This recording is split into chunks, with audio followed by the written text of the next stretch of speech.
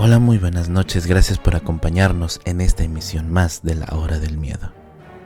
Como sabemos, las posesiones son historias que podemos encontrar muy aisladamente en todo el mundo. Sin embargo, este tipo de posesiones también pueden ser bastante extrañas y descubriremos que hay de muchos tipos. Así que prepárense, relájense, tomen su café para evitar este frío, que estamos por comenzar. Porque recuerden, no importa la hora que marca tu reloj, están escuchando La Hora del Miedo.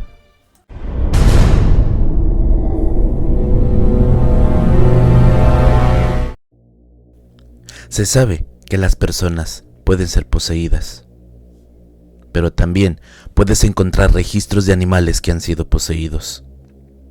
Es posible que los espíritus malignos puedan adherirse a cualquier forma de vida e incluso a objetos animados. Se pueden encontrar casos documentados de perros, gatos, pájaros y hasta caballos que han sido poseídos por criaturas demoníacas y haciendo que incluso cambien de forma. Dejado a un lado la controversia sobre si los animales tienen almas, sentimientos o no, la verdad es que se sabe que los animales tienen una mejor percepción para cosas que nosotros no podemos ver y escuchar, y pueden estar en sintonía con la actividad paranormal. Por esta razón, muchas personas dicen que los animales pueden percibir la presencia de los espíritus. Esto hace que nuestras adoradas mascotas se vuelvan una tentación para esos mismos espíritus malignos. Por supuesto, el objetivo de esta posesión es utilizarlos como medio para dañar a los seres humanos. Al igual que sucede con las personas, los animales pueden llegar a manifestar un comportamiento inusual, generalmente violento, o hacer que se multipliquen otros insectos o alimañas. Ed Warren, uno de los más famosos investigadores de lo paranormal, que incluso se puede mencionar en historias, dijo que los casos de posesiones animales han sido documentados desde la Edad Media. Uno de estos casos más famosos con animales ocurridos en Connecticut llegó a encontrarse con un perro que por razón ninguna aparente y de un momento a otro cambió la actitud y se volvía un perro increíblemente feroz. Sus ojos tomaban tonos oscuros como el carbón y le escurría saliva por montones del hocico. En momentos tranquilos era un perro cariñoso con su amo, pero cuando se veía poseído, atacaba salvajemente a su amo y llegó a morderlo en varias ocasiones, y dominar al terror, puesto que tenía una fuerza increíble. Sus dueños lo llevaron al veterinario para encontrar alguna enfermedad que causara su extraño comportamiento. Sin embargo, no le pudieron diagnosticar ninguna enfermedad. El perro parecía completamente sano. Debido a que los ataques continuaron, los dueños del perro optaron por recurrir a un exorcista.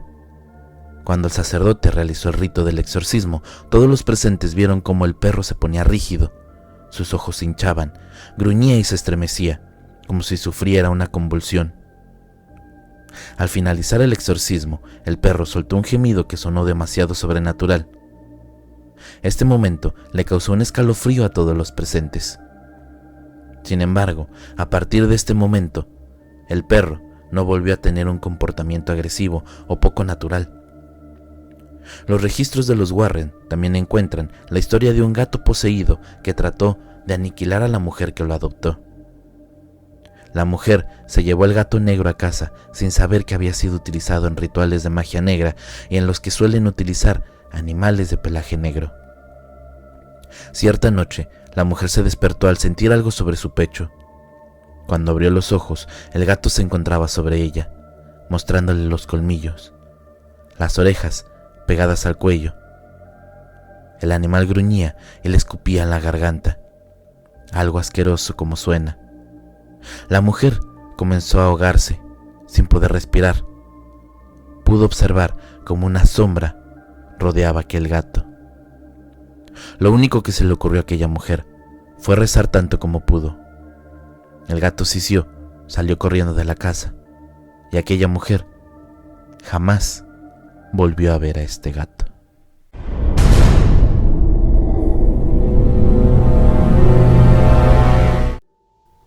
Clarita Villanueva era una adolescente atractiva y de talla pequeña que vivió una vida difícil en las Filipinas durante mediados de los años 50.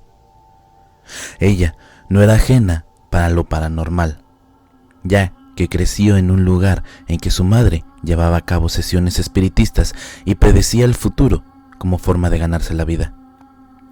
Sin embargo, cuando Clarita quedó frente a frente con lo demoníaco, ella estaba indefensa, como cualquier otra persona.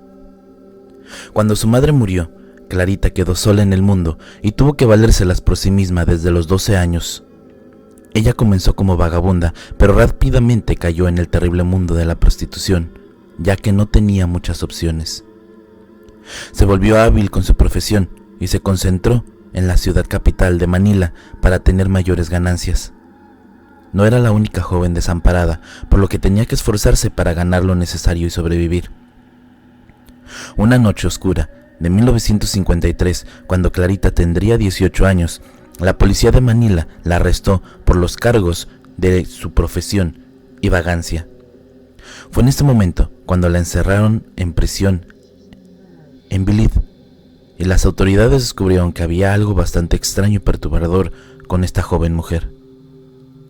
Clarita dijo que había sido atacada repetidamente por dos criaturas durante un periodo de 9 días mientras estaba en prisión. Los oficiales atribuyeron estos reclamos a una enfermedad mental y no le pusieron mucha atención hasta que comenzaron a aparecer marcas y mordidas en todo su cuerpo, principalmente en el cuello, por lo que se ganó el apodo de la chica vampiro. Muy pronto, Clarita se encontraba en la oficina del alcalde, acompañada por un médico a cargo y todos los testigos de varias profesiones. Aún frente a todos estos testigos, fue víctima de un ataque misterioso. Ella comenzó a retorcerse, reír y gritar como si sintiera mucho dolor. Los testigos observaron cómo aparecían marcas de las mordidas donde antes no había ninguna marca.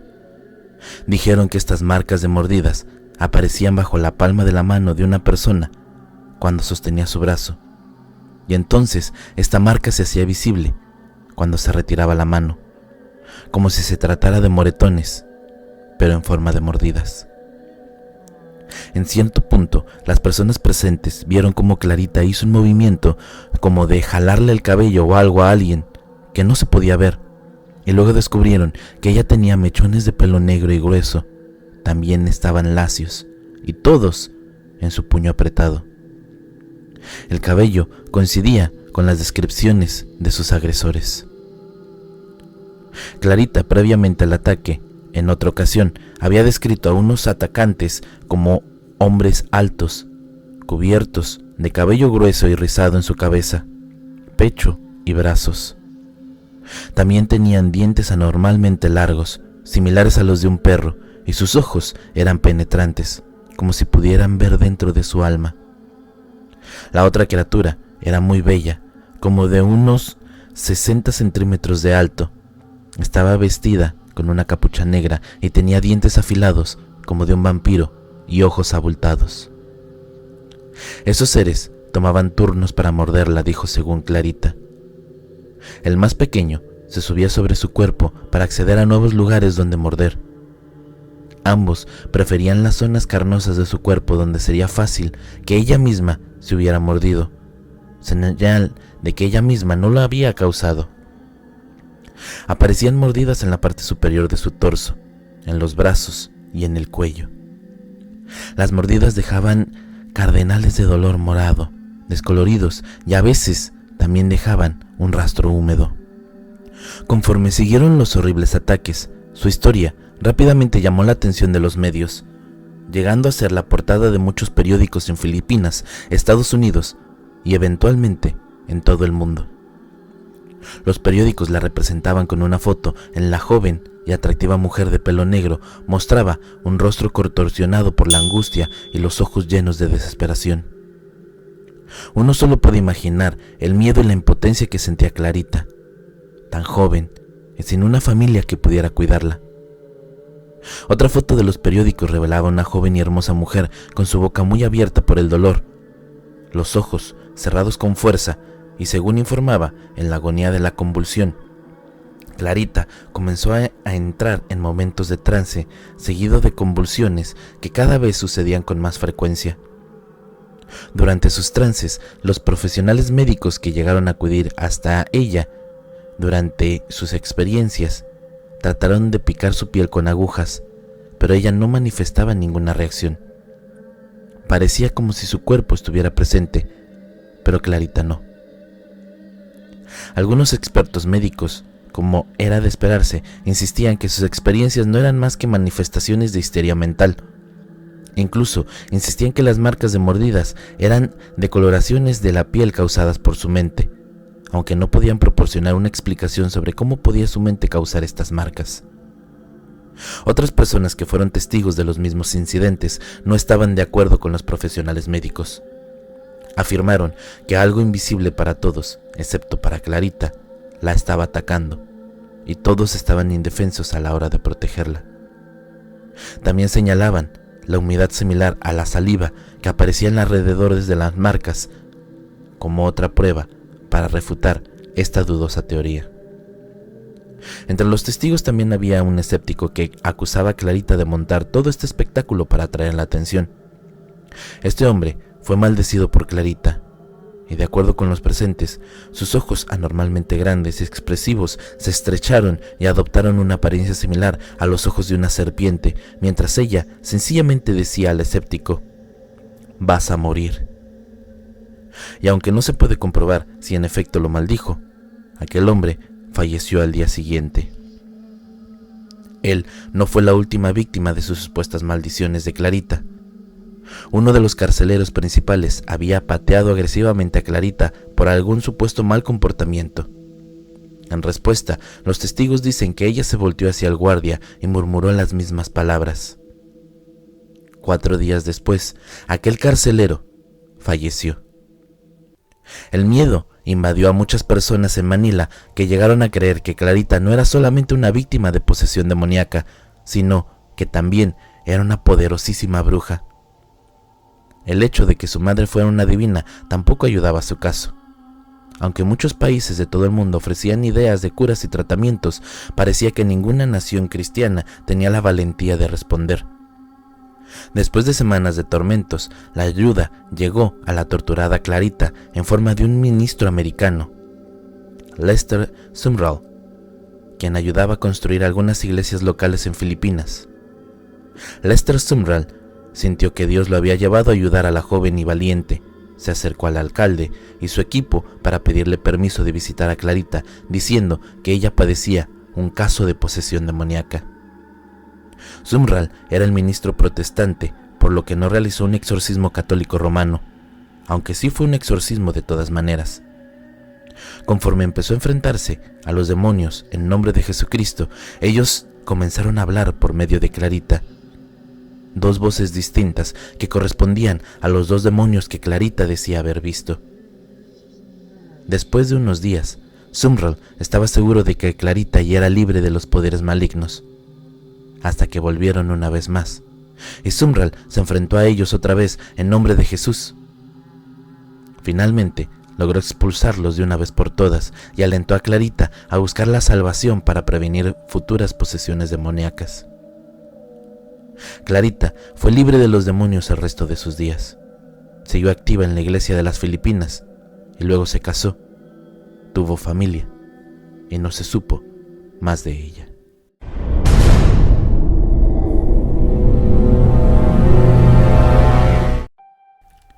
Esta historia se publicó en muchos periódicos del siglo XVIII. El reverendo Robert William Wake mandó una carta al responsable de la Gaceta de Bristol en 1788. En la carta contaba la historia de una posesión y exorcismo que despertó una gran controversia entre la superstición y la salvación espiritual en Inglaterra y se desarrollaba en la época de la Ilustración. La carta contaba la historia de George Lukins, un sastre en el norte de Somerset. Las personas que lo conocían decían que era un hombre de buen carácter, que era fervoroso creyente y acudía a la iglesia con tanta frecuencia. Su trabajo era ser sastre, aunque él preferiría trabajar como actor en un grupo local que montaba obras de folclore y pastorelas a la iglesia local. Su vida era bastante normal hasta la Navidad de 1769. Una noche, después de montar una obra para una casa local en Yatton que pertenecía al señor Love, todo el grupo decidió beber un trago con el anfitrión. Todos los actores y los presentes en la reunión bebieron demasiado esa noche. Cuando George intentó salir de la casa de su anfitrión, cayó al suelo inconsciente. Al despertar, dijo que había caído no por borracho, sino porque algo o alguien lo había golpeado.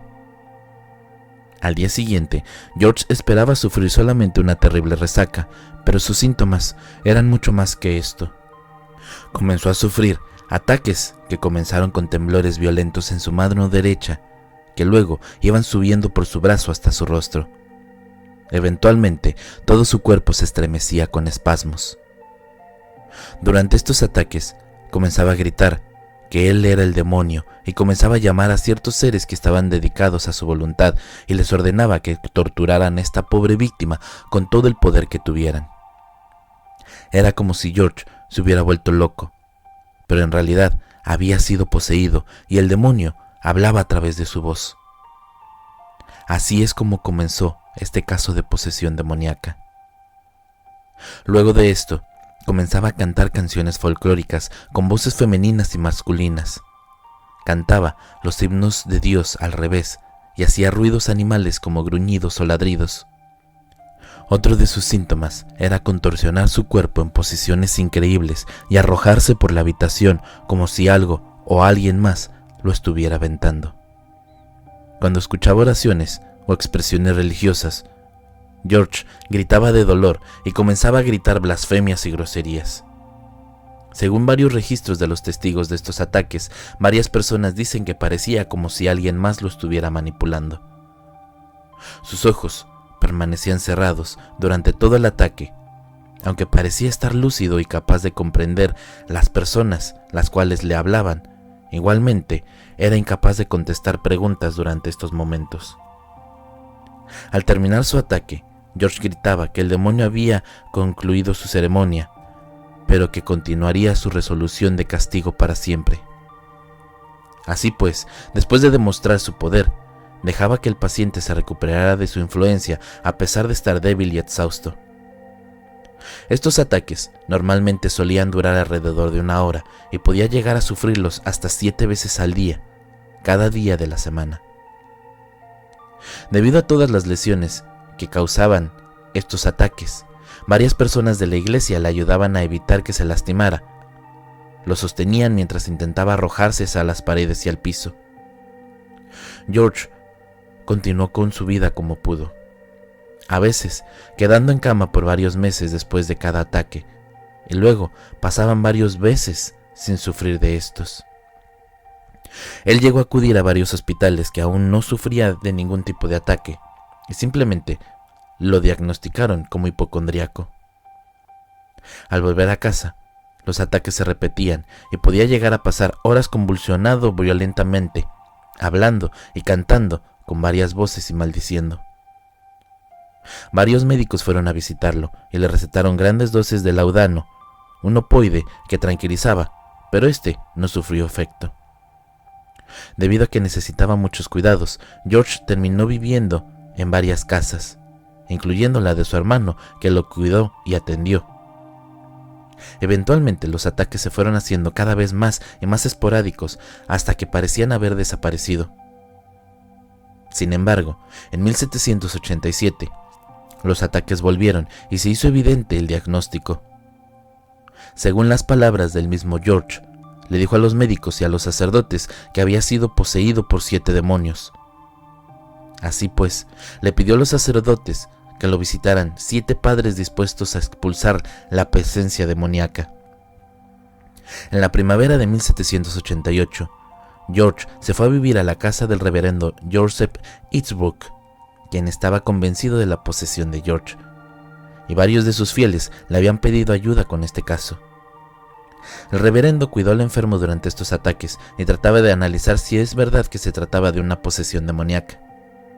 Antes de llamar a cualquier grupo de sacerdotes, tenía él que determinar si merecía la atención de la iglesia.